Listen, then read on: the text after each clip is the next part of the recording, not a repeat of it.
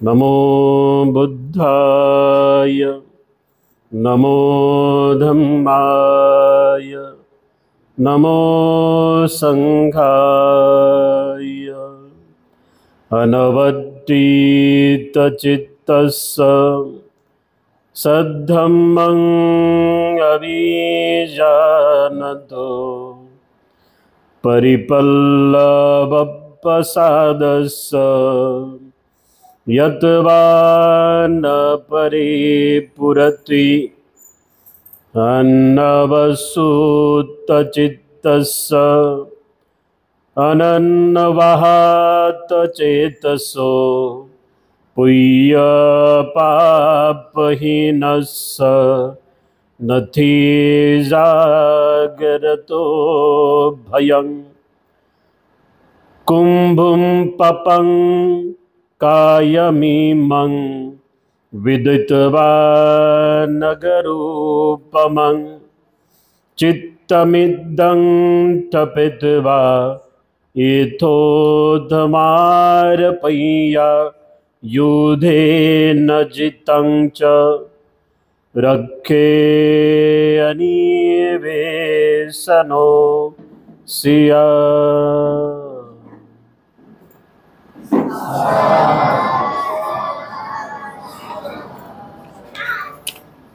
उपस्थित आपण सर्व श्रद्धावान उपासक उपासिका, आपल्या सर्वांच्या उपस्थितीमध्ये आज या ठिकाणी आपल्या नित्यनेमानं सुरू असलेल्या धम्मसंस्कारामध्ये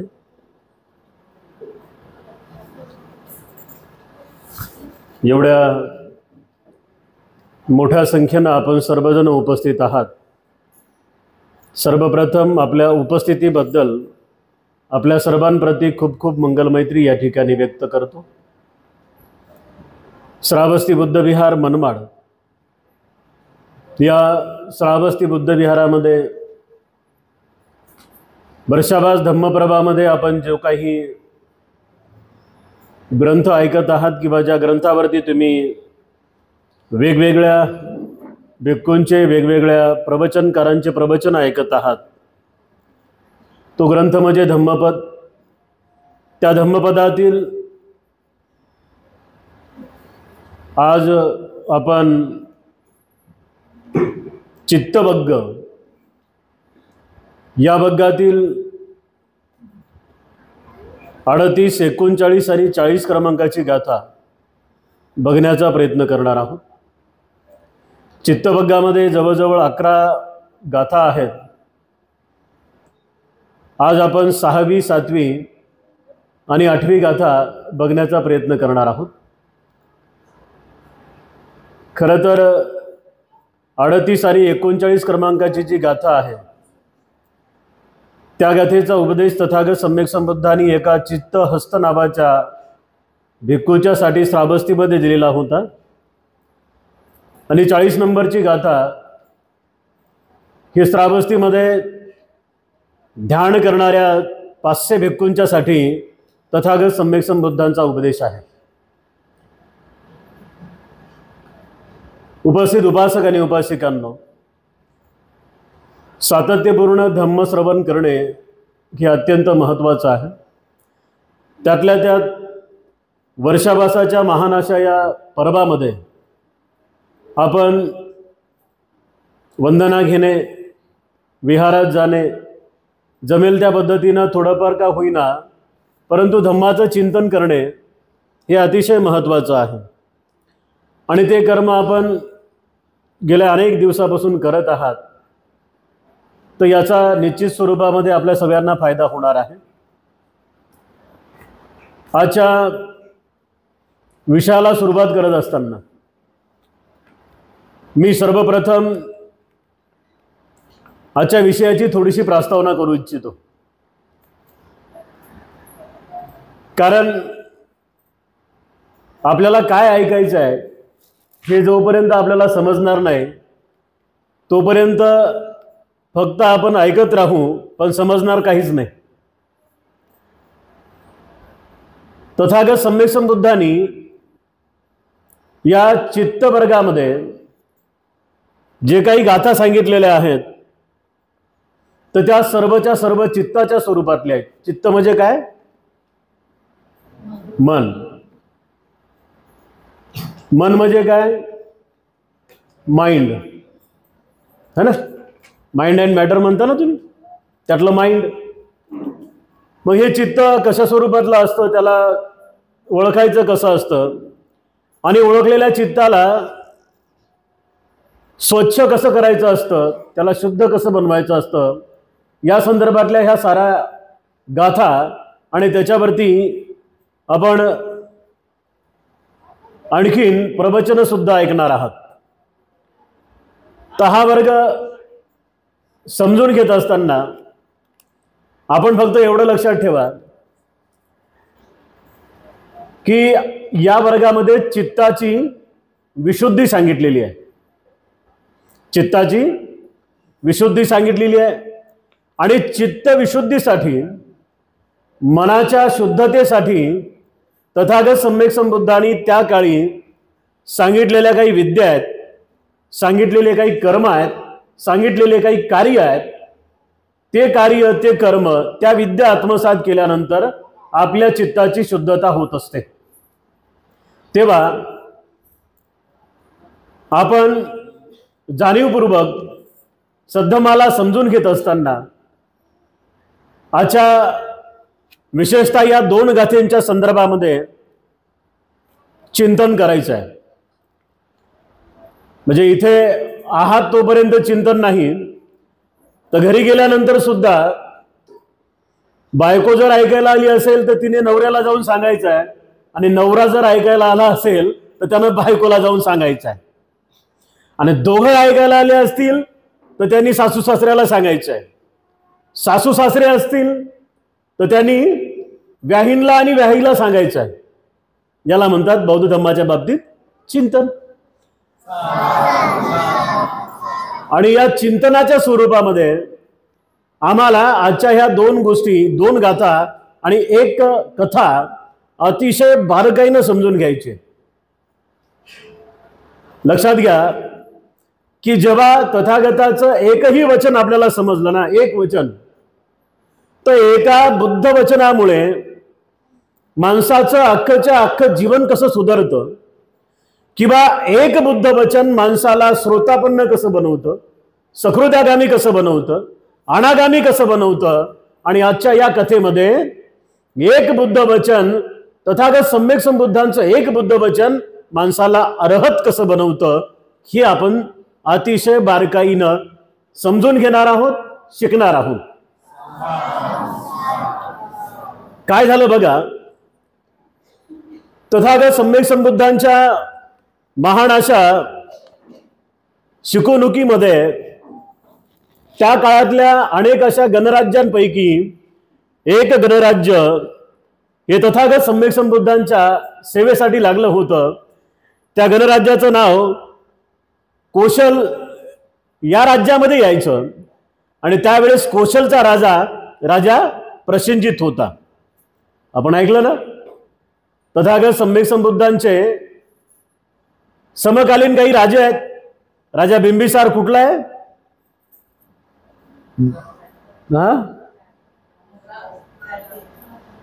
राजगीर, बरोबर. त्या आईसाठी टाळ्या वाजवा जरा एकदा. राजगीरला आता काय म्हणतात? राजगृह. राजगृह. राजगीरचा राजा कोण? राजा बिंबिसार. त्याला काय म्हणायचे? मगधचा राजा होता ना, मगधची राजधानी राजगृह होती. म्हणजेच राजगृहचा राजा बिंबिसार नाही, तर मगधचा राजा बिंबिसार. इकडे श्रावस्ती कोणती, कोणाची राजधानी आहे? कोशलची. आणि कोशल नरेश कोण आहे? राजा प्रसेनजित, है ना. राजा प्रसेनजिताची बहीण कोणाला दिली होती? राजा बिंबिसाराला. आणि तिचं नाव काय होतं? वैदेही. वैदेही. आपण वैदेही पुत्र अजातशत्रू म्हणत नाही का? येतं लक्षात? तर ह्या बारीक बारीक गोष्टी आपल्या लक्षात असल्या पाहिजे, है ना. कारण जेव्हा आपण या बारीक बारीक गोष्टी लक्षात ठेवतो तेव्हा त्यांच्या संदर्भामध्ये जो काही इतिहास आहे तो इतिहास आपल्याला वाचायला, लिहायला आणि ऐकायला अगदी सोपा होऊन जातो. तेव्हा उपस्थित उपासक आणि उपासिकांनो, आजची ही गाथा, ह्या गाथा आणि ही कथा पाहत असताना आपण चिंतनाच्या स्वरूपामध्ये बघायचं आहे.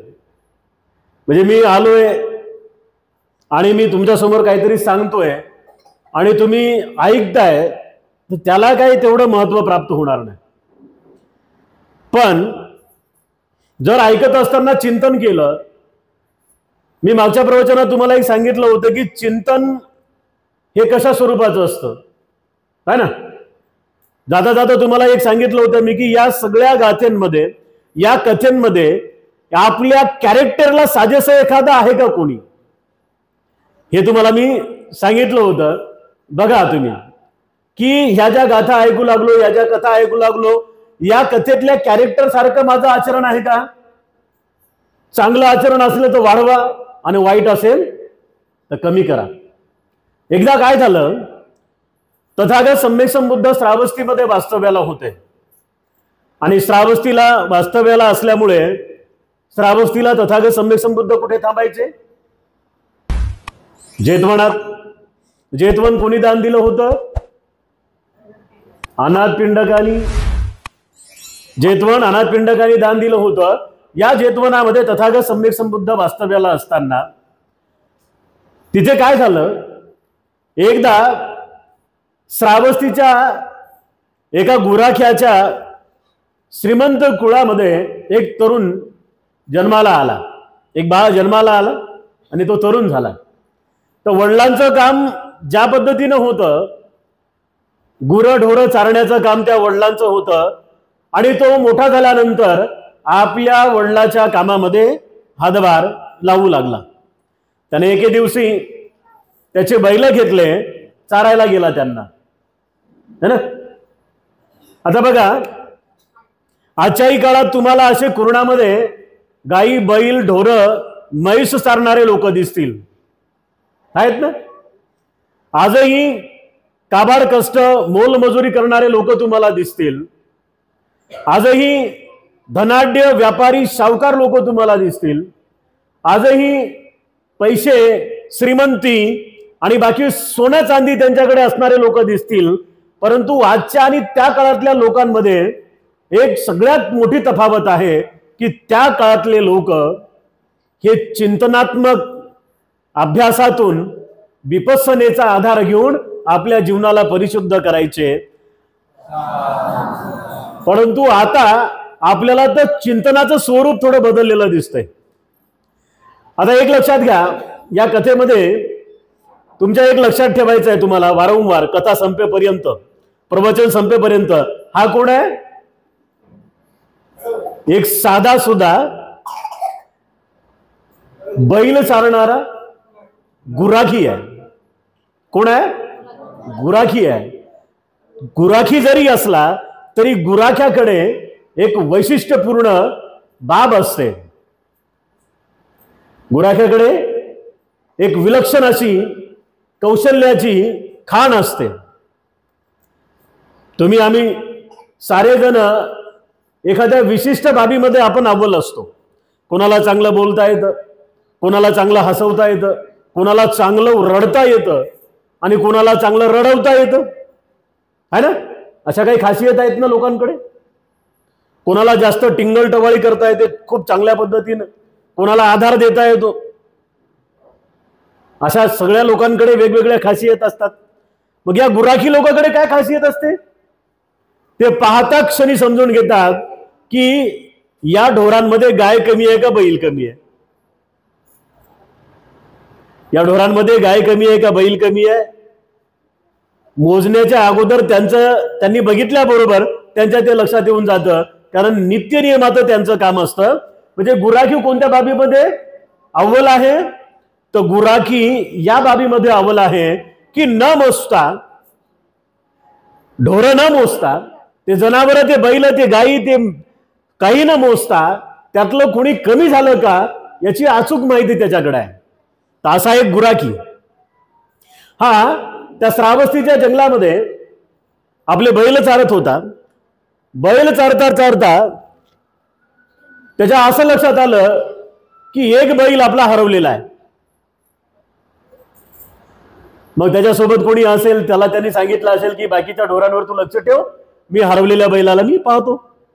त्याने बाकीचे सारे बैल बांधले आणि तो त्याचा बैल शोधायला त्या कुरणांमध्ये फिरू लागला.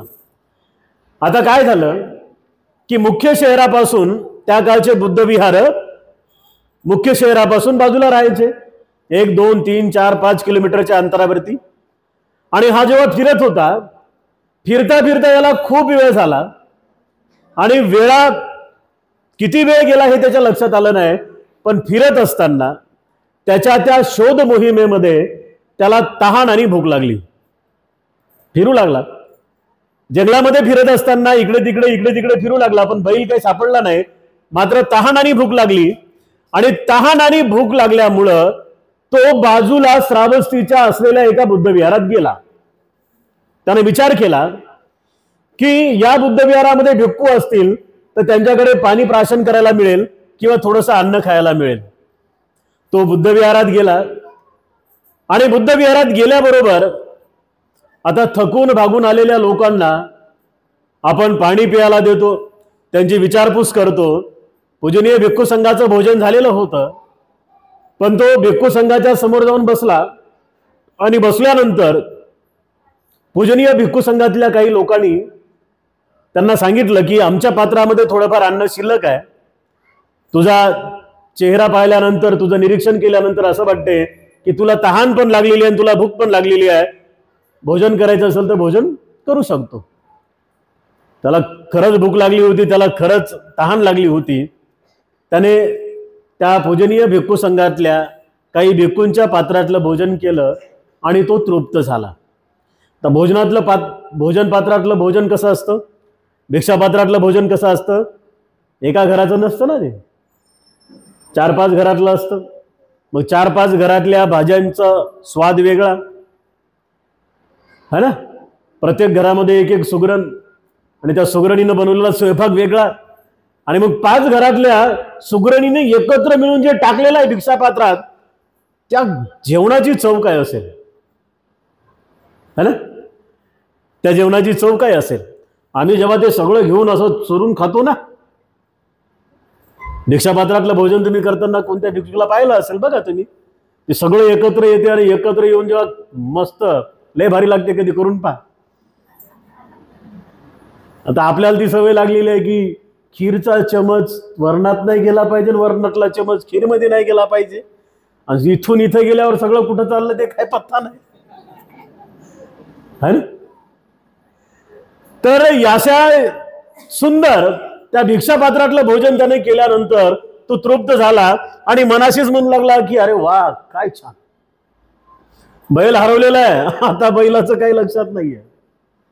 भोजन केलं आणि भोजन केल्यानंतर त्याच्या मनात असा विचार आला, अरे किती छान, किती उत्तम, असं भोजन माझ्या घरच्या सुगरणीला जमलं नाही. पण या विहारात एकही बाई दिसत नाही, या विहारात एकही सुगरण दिसत नाही, एकही बाई दिसत नाही, तरी या भिक्खूंना एवढं स्वादिष्ट भोजन कोण देत असेल, असा एक प्रश्न त्याच्या मनात आला. आणि तिथल्या भिक्खूंना त्यांनी प्रश्न केला की का हो, तुम्हाला रोज असंच भोजन मिळते का. भिक्खू म्हणाले हो, अरे हे तर काहीच नाही, याच्यापेक्षा सुंदर भोजन असतं आमच्याकडे है ना. भिक्खू म्हणाले की हे तर काहीच नाही, याच्यापेक्षा सुंदर भोजन आमच्याकडे असते. आणि तो भोजन केल्यानंतर तृप्त झाल्यानंतर त्याच्या मनात असा विचार आला की अरे काय हे ग्रस्त जीवन, दिवसभर काम करा, सुट्टी झाली की पैसे घ्या, पैसे हातात पडले की बायकोचा फोन येते, बायको फोनवर म्हणते घरी लवकर या, येताना मीठ आणा, येताना पीठ आणा, येताना कांदे आणा, लसण आणा, कोथिंबीर आणा, अमुक आणा, तमुक आणा. असा विचार तो करू लागला. अरे किती सुंदर आहे, या पूजनीय भिक्खू संघाचं जीवन किती सुंदर आहे, असं त्याच्या मनात विचार आला. आणि त्यांनी सांगितलं तिथल्या भिक्खूंना की आता मी घरी जात नाही, मला तुम्ही दीक्षा द्या.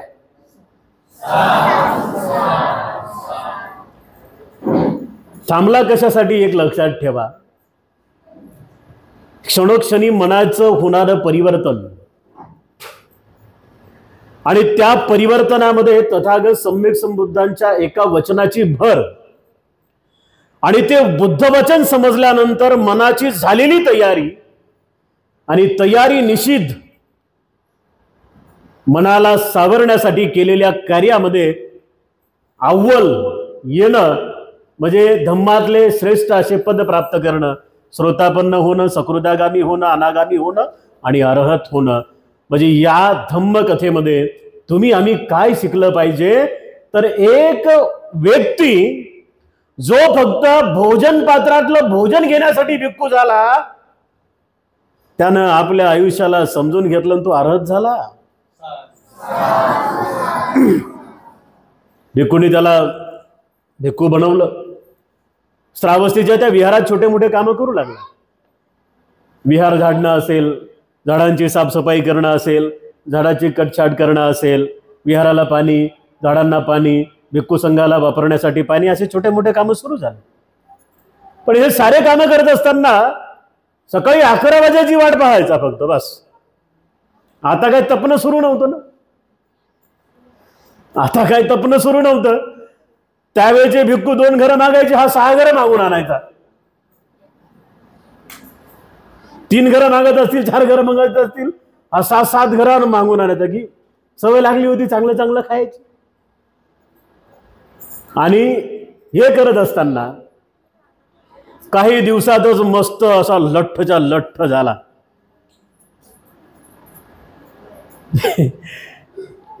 बुद्धानं काय सांगितलं की ज्याची भोजनामध्ये मात्र त्याला जाणता येत नाही, तो मनाच्या स्वरूपात कुठलंच चांगलं कार्य करू शकत नाही. मात्रा सांगितलेल्या आहेत बुद्धानं, प्रमाण सांगितलेलं आहे प्रमाण. झोपायचं किती तास बुद्ध शिकवतात, झोपायचं कसं बुद्ध शिकवतात, खायचं कसं बुद्ध शिकवतात, खायचं काय बुद्ध शिकवतात, किती खायचं बुद्ध शिकवतात, कसं राहायचं बुद्ध शिकवतात, कसं बोलायचं बुद्ध शिकवतात.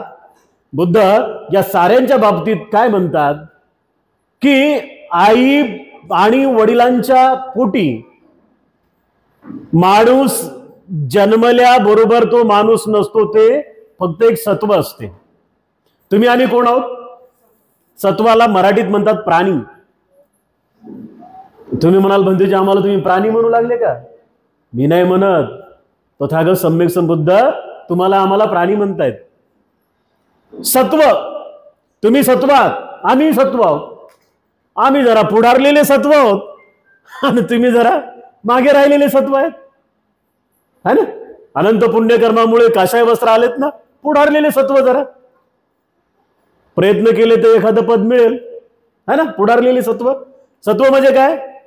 प्राणी. आईच्या उदरामधून जन्माला आलेलं प्रत्येक बाळ हे सत्व आहे. पण त्याने ठरवायचं असतं की जन्मलेला प्राणी म्हणूनच मरायचं आहे का या मिळालेल्या जीवनाचं सोनं करायचं आहे. आणि ज्याला आपल्या जीवनाचं सोनं करायचं आहे त्यांनी तथागत सम्यक संबुद्धांनी 2600 वर्षापूर्वी सांगितलेल्या ह्या बारीक सारीक गोष्टीकडे लक्ष दिलं पाहिजे आणि आपल्या जीवनाला बनवण्याचा प्रयत्न केला पाहिजे. तथागत सम्यक संबुद्ध त्या काळी त्यावेळी तुमच्या आमच्या सारख्या लोकांना समजावून सांगताना सांगतायत की माणसाला माणूस बनण्यासाठी माणसासारखं खावं लागतं. या बिचाराच्या जनावरासारखा कार्यक्रम होता, याचा जनावरासारखा कार्यक्रम सुरू होता. अज्ञानपण. जोपर्यंत माणसाचं अज्ञानपण दूर होत नाही तोपर्यंत धम्मामध्ये त्याला कुठलंच पद मिळत नाही. पद तर दूरची गोष्ट, पण एक सेकंदही त्याला त्याच्या मनाचं चिंतन करता येत नाही. बुद्ध म्हणतात की माणसाला माणूस बनण्यासाठी माणसासारखं बोलावं लागतं, है ना. समजा एखाद्या लहान लेकराला त्याच्या आईनं, आई, मम्मी किंवा मॉम है ना, आताच्या भाषेमध्ये पोरं आई बाबाला आता काय काय म्हणू लागले, पापाला ते पॉप म्हणू लागले, पॉप, बापा पॉप, काय म्हणतील पोरं आजचे काय सांगता येत नाही. समजा आजच्या एखाद्या आईनं आपल्या बाळाला जेवण वाढून दिलं, जेवणामध्ये भात आहे, वरण आहे, बाळ जेवू लागलं. बाळ जेवताना बघा, हे सगळ्यांचं निरीक्षण आहे, माझ्या मायमाऊल्यांचं तर अवश्य ते निरीक्षण असेल. जेव्हा मायमाऊली आपल्या बाळाला वाढून देते आणि जेवताना ते बाळ काय करते बरं, खाताना भाताची शीतं सांडवते है ना, चपाती असं आपल्यासारखं खाते का, असं बसून असतं मस्त, त्या मोडतानाच अर्धी खाली सांडवते आणि पुन्हा खालची तोंडात घालते, ताटातली तशीच ठेवते. बाळाची सवय आपल्या सगळ्यांच्या. आणि हे असं करत असताना त्याची आई त्याला पाहते आणि त्या आई, इथे निरीक्षण करा, बौद्ध धम्म हा निरीक्षणावरती आहे. त्याची आई त्या बाळाला म्हणते, बाळा मांसासारखं खाणं जनावरासारखं कशाला खाऊ लागला है ना, म्हणते का नाही ती काय म्हणते त्याला, माणसासारखं खाणं जनावरासारखं कशाला खाऊ लागला. आता आईलाही माहित आहे मी माणूस आहे, तिचे पती पण माणूसच आहेत, आमच्या दोघांपासून तयार झालेलं हे बाळ हेही माणूस आहे. पण तुम्हाला आम्हाला माहित आहे, माणसासारखं खाल्ल्याशिवाय माणसाला माणूस म्हणता येत नाही, माणसासारखं बोलल्याशिवाय माणसाला माणूस म्हणत नाहीत, माणसासारखं चालल्याशिवाय माणसाला माणूस म्हणता येत नाहीत, माणसासारखे कपडे घातल्याशिवाय माणसाला लोक माणूस म्हणत नाहीत. आणि माणसाचं सगळ्यात मोठं वैशिष्ट्य आहे, जो तपत नाही तो माणूस नाही, जो तपत नाही तो माणूस नाही, तो काय आहे, जन्माला आला हेला आणि पाणी वाहता वाहता मेला. जो तपत नाही तो माणूस नाही. बुद्धाने तपायला सांगितले नाही. जो तपत नाही तो माणूस नाही, जी तपत नाही ती स्त्री नाही, जो तपत नाही तो भिक्खू नाही, जो तपत नाही, जी तपत नाही ती भिक्खुणी नाही. म्हणजे तुम्ही आम्ही सगळेच जण ज्याला तपायचं कळतं तो खरा माणूस बनू शकतो. आणि इथे सुद्धा माणूस बनण्याच्या प्रक्रियेमध्ये आणखी हा भिक्खू आला नाही. स्वादिष्ट जेवणामध्ये, स्वादिष्ट भोजनामध्ये त्याला गोडी निर्माण झाली. मग काय, खाऊन खाऊन लठ्ठ झाला बिचारा. आणि लठ्ठ झाल्यानंतर त्याला विहारातलं कोणतंच काम जमेना, त्याला झाडूही मारता येईना आणि त्याला पाणीही देता येईना, एका ठिकाणी बसून राहायचा. मग काही दिवस लोटल्यानंतर मनात असा विचार आला की अरे काय हे जीवन, रोज उठा, मुंडन करा, दाढी करा, है ना, रोज उठा, मुंडन करा, दाढी करा, विहार झाडा, विहारातल्या झाडांना पाणी द्या, आलेल्या लोकांना पाणी द्या, आलेल्या लोकांना उपदेश द्या, रात्र कळेना दिवस कळेना, कोणी कधी येते आणि ज्या प्रश्नाचे उत्तर विचारले ते प्रश्नाचे उत्तर द्या. कदरून गेला. म्हणे नाही नाही हे काय कामाचं नाही, आपलं बरं होतं जुनं. सकाळी कामाला जायचं, बरं काम करायचं, येताना पैसे येतात हातात आणि हातात पैसा आला की बायकोचा फोन येते, बायकोचा फोन आला की सामान घेऊन घरी नेऊन द्यायचं. विचार करू लागला आणि म्हणे अरे ते बरं होतं. पुन्हा भिक्खू जवळ गेला, म्हणू लागला, वंदन करू लागला, बंदेजी की मला घरी जायचंय. आता इथे जोर जबरदस्ती नाही. जोर जबरदस्ती आहे का धम्मामध्ये आपल्या नाही. ऐकायचं असेल तर ऐका, शांत बसायचं असेल तर बसा, आणि जासाल तर जा, यसाल तर या, असा कार्यक्रम असते आपला. बुद्ध काळापासून आहे नाही. आपण जबरदस्ती करतो का? हा, विहारात आल्या आता मग गेल्या तर बघा, आणि बंदजीचं होईपर्यंत गेला की मग तुमचा सत्यानाश होईल असं म्हणतो का आपण? असं म्हणतो का? नाही, आपलं कल्याणाचं काम आहे. एक शब्द ऐकला तरी कल्याण आहे आणि 1 तास ऐकलं तरी कल्याण आहे. तुम्ही आम्ही कशासाठी बसलो? कल्याणासाठी बसलो. विनंती केली भिक्खू संघाला, भिक्खू संघ म्हटला ठीक आहे जा, गेला. पुन्हा काही दिवस राहिला. रोजच्या कामामुळे आणखी काही दिवसानंतर त्याला वीट आला आणि मनातच प्रश्न करू लागला की अरे हे काय कामाचं नाही भाऊ, रोज उठा, कामाला जा, दिवसभर काम करा आणि पुन्हा पगार घेऊन या, बायकोच्या हातात द्या, बायकोची हाजी हाजी करा आणि मग तसंच पुन्हा कदरला, पुन्हा विहारात आला, पुन्हा भंतीजीला म्हणाला की भंतीजी कदरलो हो, तेच ते काय काम नाही बाबा. पुन्हा भिक्खू संघानं स्वागत केलं की समजलं तरी तुला. आला पुन्हा परत, पुन्हा दीक्षा दिली, पुन्हा 6 महिन्यानंतर तेच, पुन्हा घरी गेला, पुन्हा काम करू लागला. 6 महिन्यानंतर पुन्हा कंटाळला. पुन्हा असं त्यांनी जवळजवळ 6 वेळा केलं. किती वेळा केलं? 6 वेळा केलं. आणि 6 वेळा केल्यामुळे साऱ्या भिक्खूंनी त्याच्या मनाची अवस्था पाहिली आणि तेव्हा त्याचं नाव पडलं चित्तहस्तक. काय नाव पडलं? चित्तहस्तक. म्हणजे ज्याचं स्वतःच्या चित्तावरती ताबा नाही असा चित्त हस्तक. आणि सारे भिक्खू त्याला चित्तहस्तकच म्हणायचे. कमाल आता अशी झाली, आता येणं जाणं सुरू असल्यामुळे भिक्खू संघाची काय खास नजर त्याच्यावरती नव्हती, है ना. हजारातले काही लोक असे असतात की जे खरंच धम्मधर असतात आणि त्याच धम्मधरांच्या भरोशावरती धम्माचं काम जोमाने सुरू असते. पण तुमचं आमचं कर्तव्य आहे की अशा चांगल्या लोकांना काही कमी पडू देता कामा नये. भिक्खू संघाला काही कमी पडलं नाही पाहिजे, ज्याकडे आपण वारंवार लक्ष दिलं पाहिजे, है ना. तथागत सम्यक संबुद्धांनी सांगितलं, डॉक्टर बाबासाहेब आंबेडकरांनी सांगितलं की बुद्ध धम्माच्या रथाची 4 चाकं आहेत. हे तुम्हाला माहिती आहे. पहिलं चाक कोणतं आहे? भिक्खू आहे. दुसरं चाक कोणतं आहे? भिक्खुणी आहे. तिसरं चाक कोणतं आहे?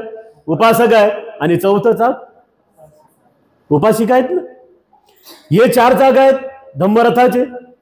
या धम्मरथाच्या 4 चाकामध्ये एक जर चाक कमजोर झालं, पंक्चर झालं तर धम्मरथ जिथे आहे तिथेच राहील ना. पुढच्या 2 रथाच्या चाकाची जबाबदारी आहे की जे त्यांनी प्राप्त केलं ते समाजामध्ये जाऊन वारंवार सांगणे, शिकवणे. ऐको न ऐको ही त्याची मर्जी. पण 2 रथाचं काम आहे की त्यांनी प्राप्त केलेलं ज्ञान समाजामध्ये जाऊन समाजाला शिकवणे आणि मागच्या 2 चाकांची जबाबदारी आहे की पुढच्या 2 चाकाला काही कमी पडू देता कामा नये. पुढच्या 2 चाकांना काही कमी पडू देता कामा नये. आणि म्हणून या संदर्भामध्ये तुम्ही आम्ही चाणाक्ष पद्धतीनं काम केलं पाहिजे. इथे सुद्धा हा मर्म, ही गाथा बौद्ध धम्माच्या तत्वज्ञानातल्या गाभाऱ्यातली गाथा आहे. या प्रत्येक गाथेला आम्ही कशा पद्धतीने समजून घेतो, त्याचं चिंतन कसं करतो, हे तुमचं आणि आमच्यावरती आहे. तुमच्यावरती, आमच्यावरती आहे. ज्याला ज्याच्या पद्धतीनं समजेल त्यांनी तशा पद्धतीनं चिंतन करावं. पण फायदा साऱ्यांचा सारखाच होणार आहे. तुम्हाला आणि आम्हाला सुख मिळणार आहे. आता अनेक वेळेस आला, अनेक वेळेस गेला, त्याच्यामुळे भिक्खू संघाची काही फारशी नजर त्याच्यावरती नव्हती. चित्तहस्तक त्याला म्हणायचे. 7व्यांदा झालं असं की घरी गेला. आता त्याची बायको गरोदर होती. बायकोला दिवस गेले होते. आता दिवस गेलेल्या आईला, स्त्रीकडे आपण आईकडे ताईकडे बघत असताना तिच्या रूपामध्ये थोडासा फेरबदल होतो, है ना. नॅचरल आहे, नैसर्गिक आहे. लग्नाच्या अगोदर ती ताई, लग्न झाल्यानंतरची ताई, दिवस गेलेली ताई किंवा बाळातपण झालेली ताई, या सर्वांमध्ये थोडा फरक असतो. आता जेव्हा चित्तहस्तक चिवर उतरून पुन्हा 7व्यांदा त्याच्या घरी गेला आणि घरी गेल्यानंतर त्याची पत्नी गरोदर होती. एके दिवशी तो शेतातून राबून आला. त्याची पत्नी गरोदर असल्या कारणाने आराम करत होती. चिंतन, याला चिंतन म्हटलेलं आहे बुद्धिझम मध्ये, बौद्ध धम्मामध्ये चिंतन. आता यालाच दुसऱ्या भाषेमध्ये आलंबन असाही शब्द आहे. आलंबन घेणे. बुद्ध काळातले भिक्खू झाडावरती आलंबन घ्यायचे, हत्तीवरती आलंबन घ्यायचे. आलंबन म्हणजे तुमच्या आमच्या भाषेमध्ये अचूक पद्धतीनं निरीक्षण करणे, चिंतन करणे, आलंबन घेणे. आता हा जेव्हा थकून भागून आला, त्याची पत्नी आराम करत होती आणि आराम करताना त्यांनी पाहिलं की ती झोपलेली. आता झोपलेले माणसं कशी असतात? झोपलेले माणसं कशी असतात? बुद्धानं सतर्क झोपायला सुद्धा शिकवलं. झोपण्यामध्ये पण सतर्कता शिकवली बुद्धानं. झोपणारे माणसं तुम्ही आम्ही झोपल्यानंतर काय? ह्या कोणाचं तोंड वाचलेलं असते, कोणाची जीभ बाहेर असते, कोणाचे डोळे अर्धे उघडे असतात. असे काही काही लोक असतात की त्यांचे डोळे पाहिले झोपत तो माणूस उठून बाहेर पळते. अरे बापू चालक काय? तर ह्या बिचारीची अवस्था पण तशीच होती. ती झोपली, थकली असेल, बाळ पोटामध्ये आहे, तिच्या तोंडातून लाळ बाहेर येत होती. फक्त ऐका, निरीक्षण करा, चिंतन करा. अशा अनेक कथा तुम्हाला यामध्ये ऐकायला मिळतील. त्या कथा फक्त ऐकायच्या नाहीयेत. हा ग्रंथ फक्त ऐकण्यासाठी नाहीये. धम्मपद नावाचा ग्रंथ तुम्ही पाहू लागलेत ना, 26 वग्गा आहेत, 423 गाथा आहेत. ज्याला असं वाटते की बौद्ध धम्म खूप चांगल्या पद्धतीने समजला पाहिजे, त्यांनी या ग्रंथाच्या गाथा वाचल्या पाहिजे, याचं पारायण केलं पाहिजे, है ना? त्या पाठ झाल्या पाहिजे ना. बाबासाहेबाला बऱ्याच गाथा पाठ होत्या, बरेच सुत्त पाठ होते. धर्मांतराच्या अगोदर बाबासाहेबांनी रतनसुत्त म्हटलं होतं. इथे सुद्धा काय आहे ते बघा, लक्षात घ्या, चिंतन करा. मी वारंवार एक गोष्ट तुम्हाला सांगतो की चिंतन करा. ऐकताना सुद्धा चिंतन करता येते, वाचताना सुद्धा चिंतन करता येते, डोळे बंद करून सुद्धा चिंतन करता येते, उघडे डोळे ठेवून सुद्धा चिंतन करता येते, झोपताना सुद्धा चिंतन करता येते, चालताना सुद्धा चिंतन करता येते, भाजी कापताना चिंतन करता येते, भाकरी करताना चिंतन करता येते, है ना? तांदूळ धुताना चिंतन करता येते, धुणं धुताना चिंतन करता येते. साऱ्या कामामध्ये चिंतन आहे. कोणतंही काम करा, चिंतन जर नसेल, स्मृती जर नसेल, तर ते कोणतंच काम बरोबर होत नाही. चिंतन जर असेल, स्मृती जर असेल, तर वाईट काम सुद्धा आपण मार्गावर लावू शकतो, ते चांगलं काम करू शकतो. याने सुद्धा पाहिलं, त्याची पत्नी झोपलेली होती, तिच्या तोंडातून लाळ येत होती. त्यानं निरीक्षण केलं आणि तोंड वासून मोठमोठ्यानं घोरू लागली होती. घोरतात ना काही लोक. मग हे पाहिलं, चित्तहस्तकनी जाणलं. आता काही का असे ना, तो 6 वेळेस आला गेला, पण थोडाफार त्याच्या मनामध्ये धम्म होता ना, म्हणून तर यायचं, म्हणून तर जायचं ना. धम्म नसता, थोडंफार चिंतन नसतं, धम्म जर समजला नसता, तर एकदा गेल्यानंतर पुन्हा परत आला नसता ना. 6 वेळेस आला गेला, त्या चिंतनाच्या स्वरूपामध्ये स्वतःच्या पत्नीकडे पाहू लागला होता. आणि पाहता पाहता मनामध्ये विरक्ती निर्माण झाली आणि त्या विरक्तीच्या भावनेनं तो मनातल्या मनात म्हणाला की आता बस, आता पुन्हा परत यायचं नाही. पिवळं चिवर पाठीला पोटाला बांधलं आणि घरातून निघाला. घरातून निघाल्यानंतर सासूनं पाहिलं, सासूला समजलं की आता चित्त हस्तक पुन्हा परत येत नाही. त्याच्या बायकोला उठवायला लागली, बायको काही उठली नाही, चित्त हस्तक विहारात आला. म्हणून माय माऊल्यांनो, लक्ष द्या, नाहीतर तुमचे नवरे सुद्धा भंतीजी होतील, है ना? चित्त हस्तक आता विहारात आला. आणि विहारात आल्यानंतर जेव्हा विहारात येत होता रस्त्यानं, तेव्हा तो मनातल्या मनात एक गोष्ट म्हणत होता. या गाथेतला, या कथेतला जो काही चिंतनाचा भाग आहे, जो काही धम्म आहे, तो इथे आहे. जेव्हा तो येत होता, रस्त्याने येत होता, रस्त्याने येत असताना त्याच्या मनात असा विचार आला की अरे काही नाही या जगात, या जगात सर्व काही बदलणार आहे, या सर्व जगामध्ये सर्व काही बदलणार आहे आणि बदलणार एक ना एक दिवस नष्ट होणार आहे आणि जे नष्ट होणार आहे त्याला बुद्धानं दुःख म्हटलेलं आहे आणि ते दुःख म्हणजे मी नाही, माझ्यासाठी नाही. घरातून विहारापर्यंत येता येता हे चिंतन चालू झालं आणि रस्त्यानं चालता चालता श्रोतापन्न झाला. श्रोतापन्न होणे म्हणजे काय? तर बौद्ध धम्मातील सर्वश्रेष्ठ आर्यपदातील पहिलं पद हे श्रोतापन्न आहे आणि श्रोतापन्न या चित्तातील 3 बंधने तुटतात. सक्काय दिठ्ठी, विचिकित्सा, शीलवत आणि परामर्श. तुम्हाला आम्हाला हा श्रोतापन्न शब्द ऐकायला बरा वाटतं है ना? मनात असाही विचार येते की नाही आम्ही श्रोतापन्न झालो पाहिजे. होईल, तुम्ही श्रोतापन्न होऊ शकता आणि न घर सोडता होऊ शकता. तुम्ही सुद्धा श्रोतापन्न होऊ शकता, न घर सोडता होऊ शकता.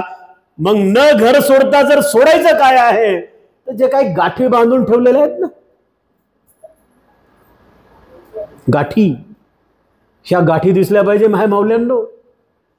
या मनातल्या गाठी, 10 वर्षाची गाठ, 20 वर्षाची गाठ, 15 वर्षाची गाठ, 50 वर्षाची गाठ आणि तिला सोडण्याचा प्रयत्न नाही, पुन्हा बांधण्याचा प्रयत्न आहे. गुंतत चाललेला आहे मन, आणखी गुंतत गुंतत गुंतत. पण जेव्हा ह्या मोकळ्या होतील, जेव्हा ह्या पूर्ण तटातट तुटून जातील, जेव्हा तुम्हाला हे सगळे दुःख समजतील, 12 प्रकारचे दुःख, आणि जेव्हा तुमच्या मनातही सुद्धा तसा प्रकाश पडेल, जेव्हा तुम्हाला चक्षु प्राप्त होईल, जेव्हा तुम्हाला प्रज्ञा प्राप्त होईल, तेव्हा तुमच्याही मनातली अशी भावना जागृत होऊ शकते. पण त्यासाठी तुम्हाला आम्हाला प्रयत्न गरजेचे आहेत ना. आणि रस्त्याने चालता चालता 6 वेळ जाणं येणं झालं. आला, चिवर घेतलं, पुन्हा घरी गेला, पुन्हा आला, पुन्हा चिवर घेतलं, सुरू होतं. जे विहारात झालं नाही, जे शेतात झालं नाही, जे घरी झालं नाही, ते कुठं झालं? रस्त्यात झालं ना. रस्त्यात झालं ना. म्हणजे कधी कोणती मनाची अवस्था प्राप्त होईल हे कोणाला समजत नाही. आता तुम्ही एवढे इथं मोठ्या संख्येनं बसलेले आहेत, कोणाच्या चित्तामध्ये कोणती भावना चाललेली आहे काय माहित? ते समजून घ्यावं लागते, ते समजून घ्यावं लागतं. विरक्ती उत्पन्न झाली का? आसक्ती उत्पन्न झाली का? धम्मबोध जागला का? विपස්සना जागली का? अनापानसती समजली का? साधना समजली का? आर्य उपोषणशील समजलं का? काही कधी कोणाला कोणतीही गोष्ट समजू शकते, पण त्याच्यावरती चिंतन झालं पाहिजे. स्वतः जेव्हा आपण चिंतनाच्या स्वरूपात त्याला जाणून घेऊ तेव्हा त्या गोष्टी पुढे पुढे जातील. जर जाणल्या नाही तर मग येणाऱ्या जाणाऱ्या चित्त हस्तकासारखा कार्यक्रम आहे. पण इथे 7व्यांदा जेव्हा गेला आणि जेव्हा परत आला, तर परत आल्यानंतर साधा सुद्धा नव्हता. 3 मनातले बंधन तोडून आला होता रस्त्यानं. सक्काय दिठ्ठी, विचिकित्सा, शीलवत, परामर्श, 3 बंधन तुटले. विहारात आला. विहारात आल्यानंतर पूजनीय भिक्खू संघाला विनंती करू लागला. भिक्खूला वाटलं की काय राहील, आणखी 6 महिन्यात जाईल पुन्हा. पण आता पहिला चित्त हस्तक होता का? अजिबात नाही. पहिला चित्त हस्तक नव्हता. आता हा चित्त हस्तक पुन्हा घरी वापस जाणार नव्हता, कारण श्रोतापन्न अवस्था मिळवली होती ना. आणि श्रोतापन्न अवस्थेमध्ये जेव्हा पूजनीय भिक्खू संघाला विनंती केली, काही जाणकार भिक्खूंनी समजून घेतलं की नाही, श्रोतापती फल प्राप्त झालेला आहे. श्रोतापन्न मार्गावर लागणे आणि श्रोतापती फळ प्राप्त करणे. स्रोत म्हणजे काय? आम्ही त्याला श्रवण म्हणतो. पहिली स्टेप कुठली आहे बुद्ध धम्माची? ऐकणे है ना. ऐकणे. दुसरी समजून घेणे. तिसरी आचरणात आणणे. है का? ऐकणे, समजून घेणे, आचरणात आणणे. ऐकलंच नाही तर समजणार नाही, समजलंच नाही तर मग आचरणात येणार नाही, आणि आचरणातच नाही आलं तर मग जीवन वाहायला जाईल ना. पहिली म्हणजे सुरुवात, बुद्धिझमची सुरुवात कोणती आहे तर लक्ष देऊन तुम्हाला ऐकावं लागेल. त्याला म्हणतात ना पिन ड्रॉप सायलेंट, त्या पद्धतीनं तुम्हाला ऐकावं लागेल. आणि तुम्ही खरंच चांगलं ऐकता म्हणून मी आलो बरं. 6 वेळेस येणं जाणं सुरू होतं, थोडंफार ऐकलंच असेल ना. 6 वेळेस येणं जाणं सुरू होतं, थोडंफार समजलंच असेल ना. 6 वेळेस येणं जाणं सुरू होतं, चिंतन तर केलंच असेल ना.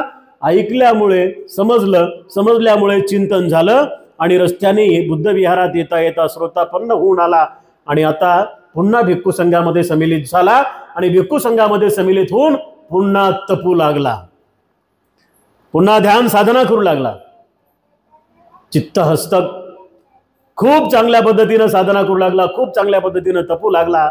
आता अनेक प्रश्न जे काही मनात होते ते साऱ्या प्रश्नाची उत्तर शोधू लागला. काम सुरू झालं. काही भिक्खूंनी विचारलं, का हो चित्तहस्तक, बायकोची आठवण येईन ग, लेकराची आठवण येईन ग, 7व्यांदा येताना गरोदर होती ना, आता बाळात पण झाला असेल, लेकराची आठवण येईन ग, बायकोची आठवण येईन ग, पुन्हा घरी जात नाही का. आता म्हणाला भिक्खू संघाला की नाही बनतंय, आता घरी जाणार नाही. सारे रस्ते आता मी बंद केलेले आहेत. ज्या आसक्तीला मी चिटकून पडलो होतो ना, ती आसक्ती वैराग्याच्या भावानं, चिंतनाच्या स्वरूपामध्ये सारी काही मनातून जळून पडली. आता त्या स्वरूपात मनामध्ये कुठलीही इच्छा राहिली नाही. पुन्हा तपता तपता तपता अर्हत झाला. 3 बंधने रस्त्यानं तुटली येताना, आणि पुन्हा धम्माचं चिंतन करून, साधना करून, तपून, अभ्यास करून, सराव करून, खूप चांगल्या पद्धतीनं आचरण करून अर्हत झाला, जीवनमुक्त झाला. म्हणजे मनातले 10 बंधने तटातट तुटली. आणि असा हा चित्तहस्त जेव्हा संघामध्ये वावरू लागला, जाणकार भिक्खूंनी जाणलं की अर्हत झाला, पण काही बाकीच्या भिक्खूंना ते वाटत नव्हतं की अर्हत झाला का नाही. एखादं खोडकर पोरग तुमचं असल्यानंतर 4 लोक, तुमचे बाहेरचे लोक येऊन जर म्हणत असतील तुम्हाला की नाही पोरग चांगला आहे हो तुमचं, मदत करते, आपण काय म्हणतो बाहेरच मदत करते, घरात पहा तुम्ही किती भांडे आपटते, है ना.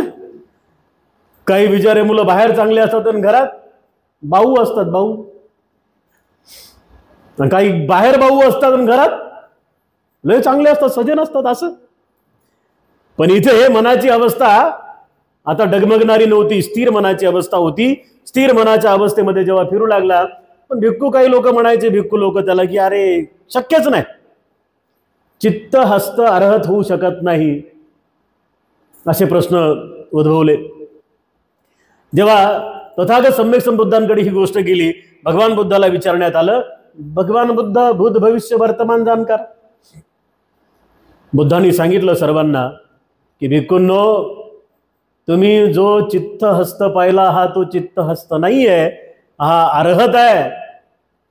ज्याच्या मनातले 10 बंधनं तुटलेले आहेत असा हा चित्तहस्त झालेला आहे, असं तथागत सम्यक संबुद्धांनी त्या सर्व भिक्खू संघाला सांगितलं. आणि तेव्हापासून जो सन्मान, जो मान, जो मर्तबा, जी प्रशंसा, जो सत्कार, या सगळ्या गोष्टी त्याच्या वाढीस लागल्या.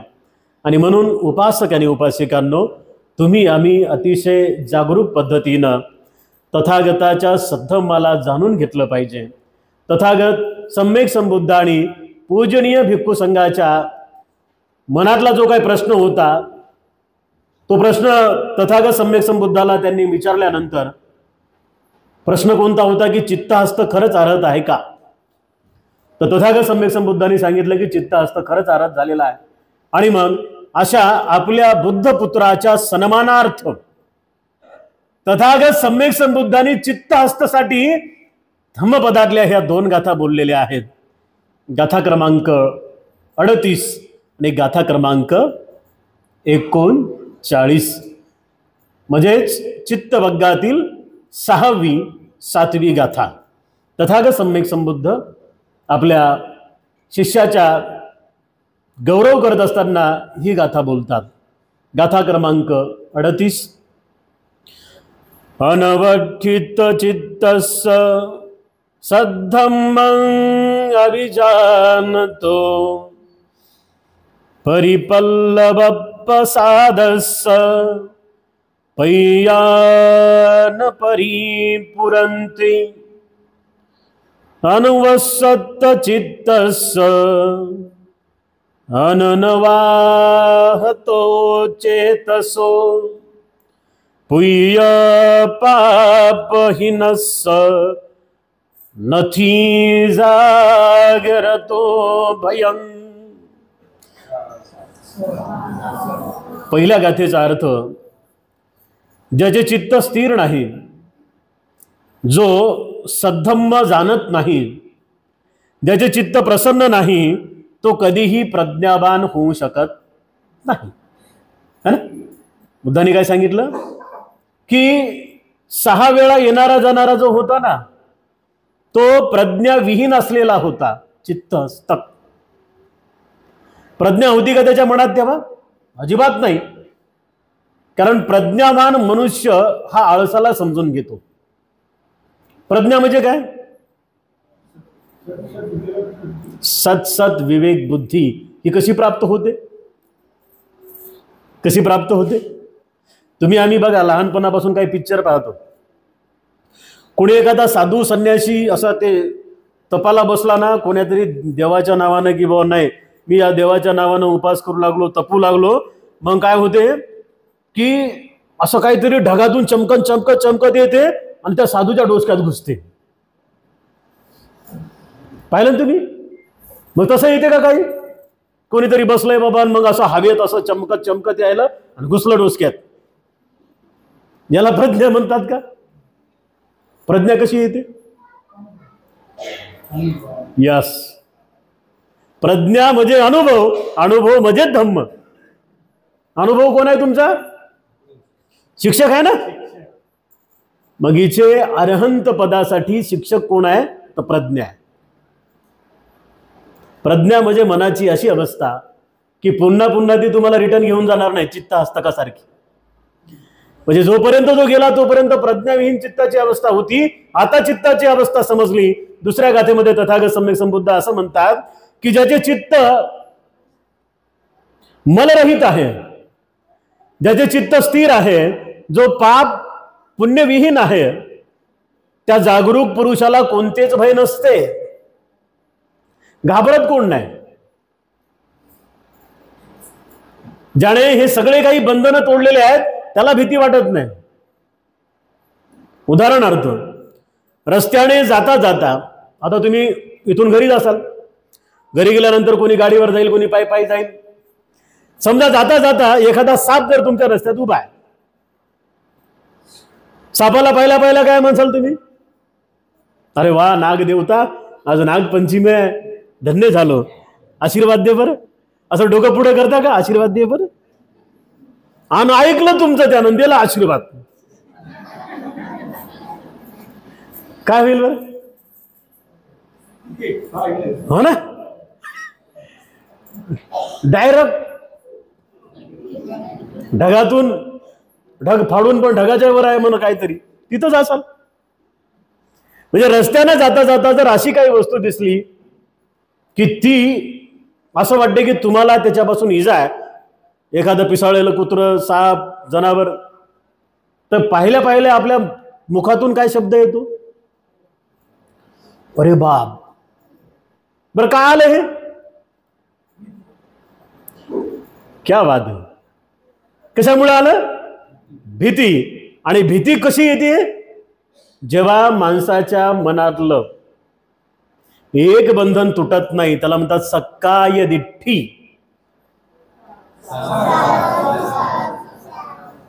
जेव्हा गेला होता ना, बायकोला त्या अवस्थेमध्ये पाहिलं, बायकोला त्या अवस्थेमध्ये पाहून पिवळं चिवर पोटाला बांधलं घराच्या बाहेर निघाला, तेव्हा त्याला ही बाब समजली होती किंवा ती त्याला मिळालेली एक पायरी होती.